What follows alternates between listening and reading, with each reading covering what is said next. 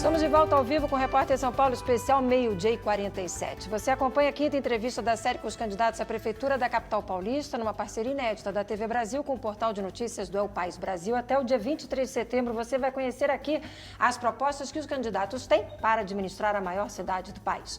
Nosso convidado de hoje é o candidato Major Olímpio do Solidariedade. Candidato Mobilidade na cidade de São Paulo, a maior cidade do país. O senhor já falou que o Minhocão, por exemplo, deixa para pensar depois, a princípio fica do jeito que está. Corrija-me se eu estiver equivocada. E falou também que é capaz de rever as ciclovias. O que é fato, o que é boato para mobilidade? Não é. A questão do Minhocão é uma questão de dizer o óbvio. Não dá para mentir e vender fumaça para a população. Nós vamos ter ainda uma redução de mais de 10% no orçamento para 2017, seja quem for o prefeito, eu espero que eu seja. Não vai ter recurso. Existe uma demanda ali em relação ao Minhocão, ele já é inadequado desde 71, quando ele foi feito. Mas hoje se discute, mantém o Minhocão, transforma num jardim suspenso, num bulevar, ou faz a implosão dele. Para fazer a implosão, você tem que fazer um túnel de 4,2 km, vai custar alguns bilhões de reais. Não vai ter dinheiro para isso. Então, dentre as prioridades, com as pessoas morrendo nas filas de atendimento, faltando mais de 110 mil vagas de creches, a educação à beira do caos e sem recursos, não vai ter mágica para nenhum administrador dizer, eu vou ter o dinheiro para isso. Deixa de ser uma prioridade, até porque ali no Minhocão são 450 mil veículos, informações da própria prefeitura, que circulam o volume diário médio de 450 mil veículos e nós precisamos ter um corredor que ligue Zona Leste com Zona Oeste.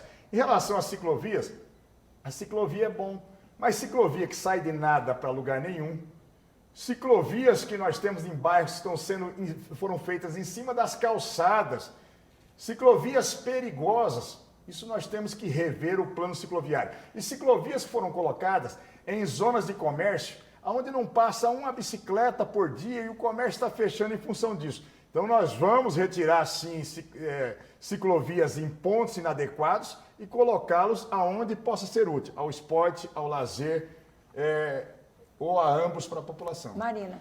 Candidato, mudando um pouco de assunto, o senhor rejeita o rótulo de reacionário, se diz um progressista, mas no seu programa de governo eu não encontrei nenhuma menção à população LGBT. O senhor pretende trabalhar de qual forma com essa população e o que te faz uma pessoa progressista, na sua opinião? É uma questão da população LGBT, nós já estamos até colocando, tive uma série de sugestões em ponto disso.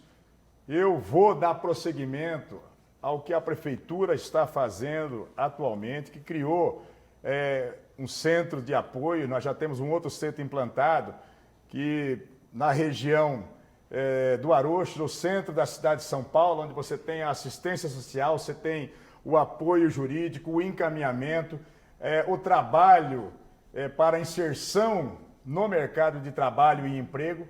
Nada disso nós vamos deixar de fazer. Eu não tenho nenhum comportamento homofóbico, ao contrário, nós vamos tratar todos os cidadãos, seja qual for o seu perfil, a sua opção sexual, a sua religião, não sou eu que quero. A Constituição diz que nós temos que tratar todos com igualdade. E não vai ser diferente em relação à minha administração. O senhor é progressista aonde? Para fechar a pergunta. Ela disse, o senhor se considera um progressista. Aonde, por exemplo? Que características o senhor diria que mostra que o senhor é um progressista? Porque eu respeito todos os posicionamentos de melhora para a população, de respeito às minorias, não tenho preconceito em relação às pessoas. Isso eu entendo que é um perfil progressista. Bom, candidato, segundo o último censo da população em situação de rua, existem em São Paulo 15.905 moradores em situação de rua, dos quais 8.570 são acolhidos em albergues. Como são 10 mil vagas fixas nos centros de acolhida, a gente tem aí vagas que não são preenchidas, né? Como o senhor pretende lidar com a população que prefere ficar nas vias públicas? Em entrevistas anteriores, o senhor defende que a prefeitura retire essas pessoas, né? De que forma fazer isso? Em primeiro lugar, é obrigação do município, sim, dar dignidade às pessoas. Esse cadastro é de 2014, de moradores de... Censo 2015. Não, 2014. Esse é 2014. E as perspectivas da própria prefeitura, que em função de crise, é que nós tenhamos até um pouco mais de 20 mil pessoas hoje, que não é um número significativo diante da possibilidade num orçamento de 54 bilhões. O que a prefeitura tem que fazer, sim, e aí não é um trabalho de polícia ou da guarda, é incrementar assistência social, assistência médica, o apoio e o incentivo permanente para conduzir essas pessoas para os abrigos, para os albergues do município. Não pode fazer, como está fazendo a prefeitura, criou um POP, que é chamado um ponto de apoio para essas pessoas, que abre às 7 horas da manhã e fecha às 18 horas. E aí as pessoas vão lá para tomar a refeição, muitas vezes para se medicar, e são jogadas na rua após as 18 horas. E aí o que o senhor vai fazer?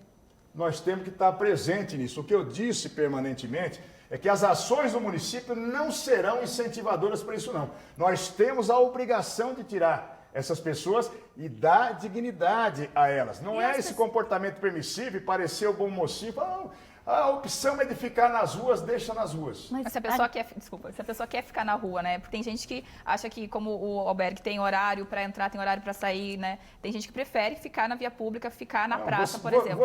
Como lidar com essas pessoas? Você tem um percentual, e ele é muito pequeno, de pessoas que não têm o discernimento pelas alterações promovidas pelo álcool, pela droga, ou por debilidade mental permanente, em que aí nós temos programas até para que possa ter a internação dessas pessoas. E não sou eu não, é a lei garantindo isso, mas a lei determinando. O que não pode é o que nós temos hoje, a prefeitura dizendo, faz de conta que não está ali. E centenas de pessoas sem condição nenhuma de dignidade. Deputado. Então, buscar a dignidade, isso nós temos que fazer. Incentivar a permanência para parecer politicamente correto, jamais. Candidato, o senhor, além de candidato a prefeito, é deputado federal.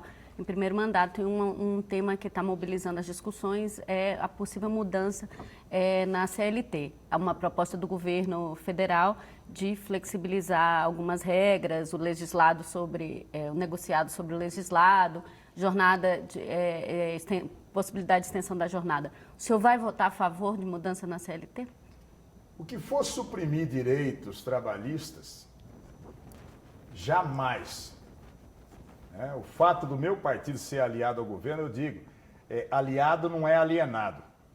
O que está se falando em relação às jornadas de 12 horas, você tem algumas categorias que já tem um funcionamento e não tem base legal para isso, por exemplo, em relação a enfermeiros, a vigilância privada, aonde é necessário que não dá para fazer um terceiro turno. Então as jornadas são de 12 por 36, mas não está ampliando as horas trabalhadas, nada disso.